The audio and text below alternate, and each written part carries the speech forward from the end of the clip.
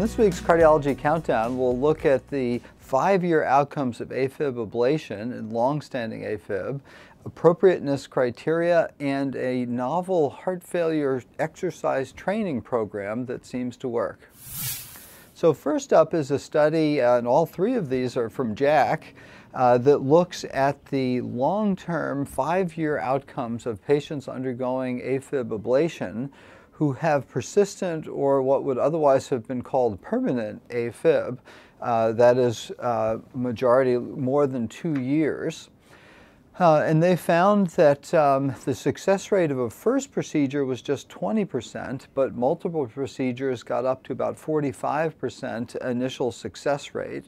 And then of those that got into sinus rhythm at 5 years, about half were in sinus rhythm still.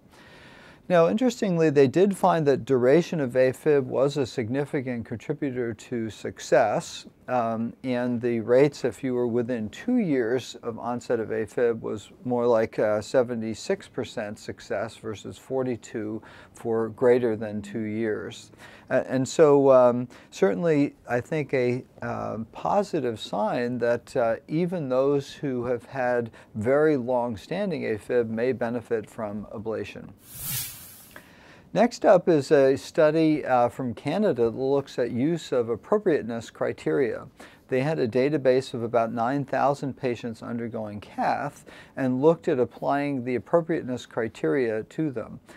For this group, about 60% had acute coronary syndromes and thus were appropriate and not studied. Then some didn't have all the data for the appropriateness score collected, 5 or 10%. And so it remained they had 1,600 patients.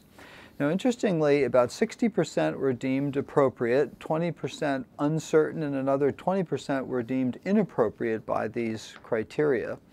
Not everyone in the appropriate group actually had revascularization. It was about 2/3. But the hazard ratio for long-term mortality, if you did have revascularization, was lower, an adjusted hazard ratio of 0.61. And that was also true in the uncertain category, 0.57. But in the inappropriate category, the hazard ratio was just about 1, reaffirming that, at least in that observational analysis, it didn't seem appropriate and didn't improve outcomes.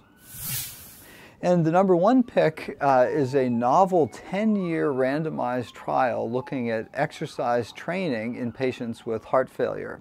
This was a study of 123 patients, half of whom were randomized to an exercise program, much like cardiac rehab, starting in hospital and then moving to a cardiology club, which appeared to be a specialized health club focused on cardiac patients to help motivate them to do all of the exercise training and also healthy lifestyles.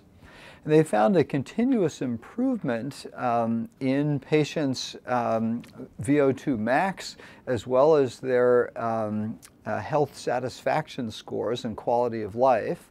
And then, most importantly, improved rate of hospitalization with this exercise training, a hazard ratio of 0.64, so 36% lower rate of rehospitalization over that 10-year period, and a significantly lower mortality of 32%. So a very encouraging finding that exercise training with long-term follow-through on this can improve outcomes in heart failure. So for this week's Cardiology Countdown, I'm Chris Cannon.